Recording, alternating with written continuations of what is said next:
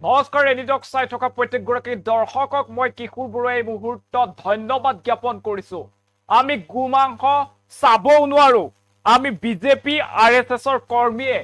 কোনো ব্যক্তিয়ে গোমাংস চাবও নোৱাৰো এনে ধৰণৰ মন্তব্য কৰিছে এতিয়া মন্ত্ৰী পীযুষ হাজৰিকাই সাংবাদিকৰ সৈতে হোৱা সাক্ষাৎকাৰত এই মন্তব্য কৰিছে যে ভাল হিন্দুৱে কোনো কাৰণত গোমাংস চাব নোৱাৰে স্পৰ্শ কৰিব নোৱাৰে কিন্তু তাৰ পৰিৱৰ্তে গৌৰৱ গগৈয়েহে গোমাংস স্পৰ্শ কৰিব পাৰে বুলি মন্তব্য কৰিছে। ৰাজ্যত এতিয়া গোমাংস উদ্ধাৰক লৈ বিভিন্ন স্থানত গোমাংস উদ্ধাৰৰ পিছতে এতিয়া ৰাজ্যজুৰি বিতৰ্কৰ সৃষ্টি হৈছিল আৰু তাৰ পাছতে এতিয়া তীৰ্যক মন্তব্য কৰিছে গৌৰৱ গগৈলৈ বাক্যবান নিক্ষেপ কৰিছে মন্ত্ৰী পীযুষ হাজৰিকাই। এই মুহূৰ্তত আমি আপোনালোকক ফুল প্লেটৰ মাধ্যমেৰে সবিশেষ জনোৱাৰ চেষ্টা কৰিছো। এই মুহূৰ্তত আমি সেই খবৰ জনোৱাৰ চেষ্টা কৰিছো গৌৰৱ গগৈয়ে গোমাংস স্পৰ্শ কৰিব পাৰে। আমি বিজেপি আৰএছএছৰ কৰ্মীয়ে কোনো ব্যক্তিয়ে গোমাংসলৈ চাবও নোৱাৰো। যিসকল ভাল হিন্দু গোমাংস চাব নোৱাৰে আৰু গোমাংস বিতৰ্কক লৈ মন্ত্ৰী পীযুষ হাজৰিকাই মন্তব্য কৰিছে যে ঈদ আছিল, ঈদৰ পাছতে দেখিবলৈ পোৱা গৈছিল যে ৰাজ্যৰ বিভিন্ন প্ৰান্তত আচলতে অকস্মাতে গোমাংস উদ্ধাৰ হৈছিল আৰু তাৰ পাছতে ৰাজ্যজুৰি প্ৰতিক্ৰিয়া অব্যাহত আছিল। ধুবুৰীত ভয়ংকৰ পৰিস্থিতিৰ সৃষ্টি হৈছিল আৰু তাৰ মাজতে শাসকীয় দল বিজেপিয়ে নিৰ্দেশ প্ৰদান কৰিছিল, মুখ্যমন্ত্ৰীগৰাকীয়ে নিৰ্দেশ প্ৰদান কৰিছিল যে যিসকল এই কাৰ্যৰ লগত জড়িত আছে সেইসকলক শীঘ্ৰেই গ্ৰেপ্তাৰ কৰিব লাগে, আটক কৰিব লাগে। ধুবুৰীত শ্বুট এণ্ড চাইটৰ অৰ্ডাৰ জাৰি কৰিছিল মুখ্যমন্ত্ৰীগৰাকীয়ে আৰু তাৰ পাছত গৌৰৱ গগৈয়ে সমালোচনা কৰিছিল চৰকাৰক। অখিল গগৈয়ে সমালোচনা কৰিছিল বিৰোধী শক্তিয়ে এক প্ৰকাৰ মুখ্যমন্ত্ৰীগৰাকীক আৰু শাসকীয় দল বিজেপিক বিভিন্ন ধৰণৰ প্ৰশ্ন উত্থাপন কৰিছিল আৰু বিভিন্ন সময়ত দেখিবলৈ বা শুনিবলৈ পোৱা গৈছিল যে বিজেপিৰ এয়া ষড়যন্ত্ৰ, বিজেপি কৰ্মীয়ে এনে ধৰণৰ কাৰ্য সংঘটিত কৰিছে, ইয়াৰ আঁৰত এক বৃহৎ ষড়যন্ত্ৰ আছে বুলি উল্লেখ কৰিছিল বিৰোধী শক্তিয়ে। গৌৰৱ গগৈয়ে এনে ধৰণৰ এক মন্তব্য কৰিছিল আৰু দেখিবলৈ পোৱা গৈছিল যে এজন বিজেপি অগপ নেতাৰ আত্মীয় জড়িত থকাৰ ঘটনা পোহৰলৈ আহিছিল। সেই নেতাজনৰ ঘনিষ্ঠ আচলতে এজন এই গোমাংস বিভিন্ন স্থানত পেলোৱা ঘটনাৰ লগত জড়িত থকাৰ সন্দেহ প্ৰকাশ কৰা হৈছিল। বিভিন্ন ধৰণৰ ফটো ভাইৰেল হৈ পৰিছিল আৰু তাৰ পাছতে গৌৰৱ গগৈয়ে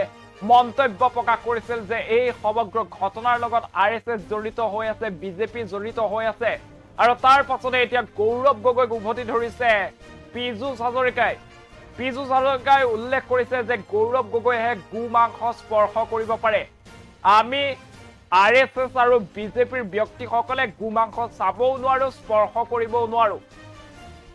আৰু যিসকল ভাল হিন্দু আচলতে যিসকল ভাল হিন্দু সেইসকলে গোমাংস কোনো কাৰণত চাব নোৱাৰে, সেইসকলে গোমাংস স্পৰ্শও কৰিব নোৱাৰে বুলি মন্তব্য প্ৰকাশ কৰিছে পীযুষ হাজৰিকাই। আৰু পীযুষ হাজৰিকাই লগতে উল্লেখ কৰিছে যে ইয়াৰ আঁৰত কোন শক্তি জড়িত হৈ আছে সেয়া সকলোৱে জানে, সকলোৱে বিচাৰ কৰি চাব। এই মুহূৰ্তত পীযুষ হাজৰিকাৰ মন্তব্য আছে, সেই মন্তব্য আপোনালোকক শুনাই লৈছো।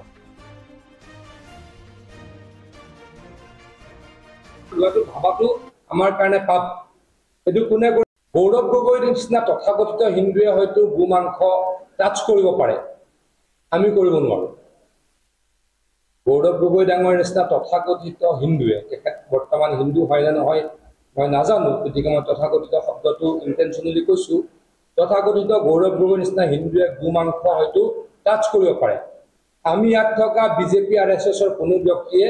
গোমাংসলৈকে আমি চাবও নোৱাৰো, কাৰণ গো মাতাক আমি পূজা কৰোঁ। গতিকে তথাকথিত হিন্দুৱেহে এই কথা ক'ব পাৰে,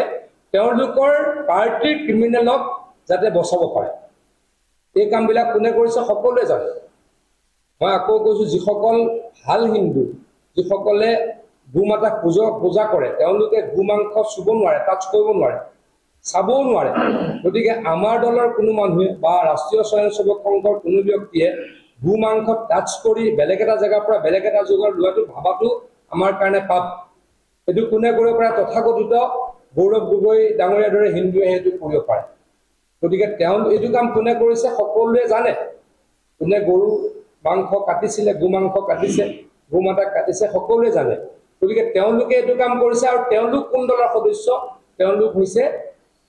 কংগ্ৰেছ দলৰ সদস্য নিজৰ দলৰ সদস্যক আইনৰ আওতাৰ পৰা বচাবলৈ গৌৰৱ গগৈ ডাঙৰীয়ে এনেকুৱা কৰিছে গৌৰৱ গগৈৰ নিচিনা তথাকথিত হিন্দুৱে হয়তো গো মাংস টাচ কৰিব পাৰে আমি কৰিব নোৱাৰো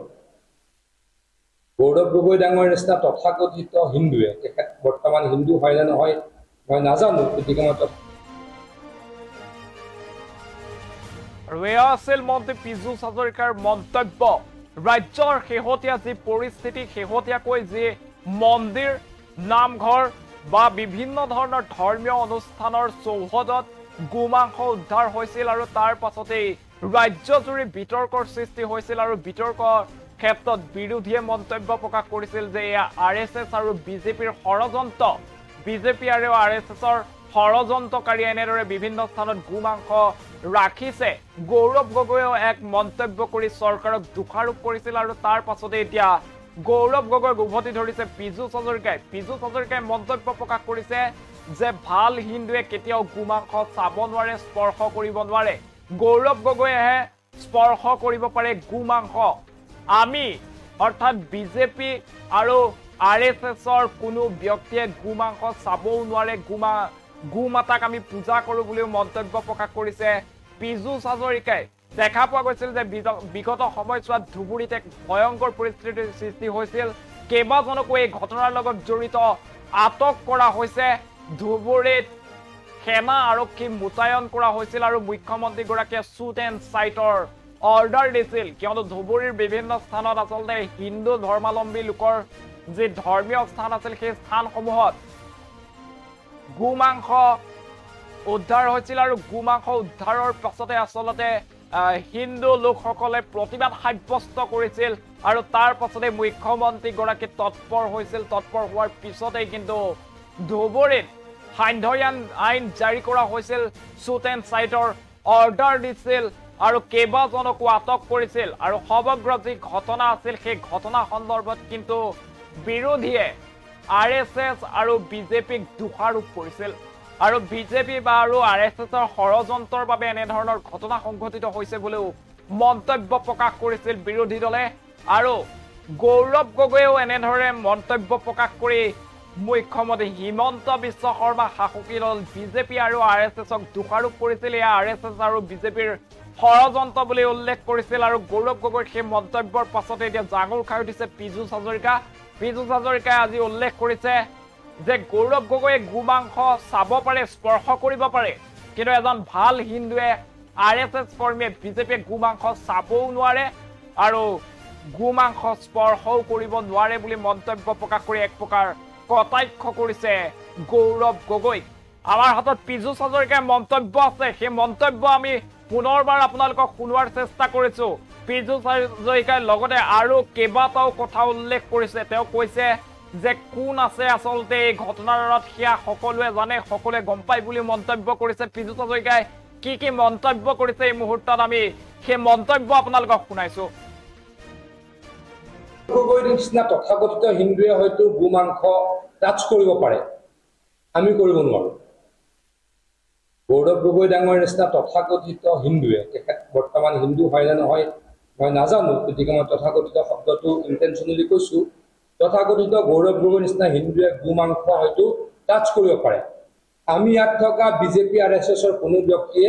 গোমাংসলৈকে আমি চাবও নোৱাৰো কাৰণ গো মাতাক আমি পূজা কৰো গতিকে তথাকথিত হিন্দুৱেহে এই কথা ক'ব পাৰে তেওঁলোকৰ পাৰ্টিৰ ক্ৰিমিনেলক যাতে বচাব পাৰে এই কামবিলাক কোনে কৰিছে সকলোৱে জানে মই আকৌ কৈছো যিসকল ভাল হিন্দু যিসকলে গো মাতাক পূজা কৰে তেওঁলোকে গোমাংস চুব নোৱাৰে টাচ কৰিব নোৱাৰে চাবও নোৱাৰে গতিকে আমাৰ দলৰ কোনো মানুহে বা ৰাষ্ট্ৰীয় স্বয়ংসেৱক সংঘৰ কোনো ব্যক্তিয়ে গোমাংস টাচ কৰি বেলেগ এটা জেগাৰ পৰা বেলেগ এটা যুগৰ লোৱাটো ভাবাটো আমাৰ কাৰণে পাপ এইটো কোনে কৰিব পাৰে তথাকথিত গৌৰৱ গগৈ ডাঙৰীয়াৰ দৰে হিন্দুৱে সেইটো কৰিব পাৰে গতিকে তেওঁ এইটো কাম কোনে কৰিছে সকলোৱে জানে কোনে গৰু মাংস কাটিছিলে গোমাংস কাটিছে গোমাতাক কাটিছে সকলোৱে জানে গতিকে তেওঁলোকে এইটো কাম কৰিছে আৰু তেওঁলোক কোন দলৰ সদস্য তেওঁলোক হৈছে কংগ্ৰেছ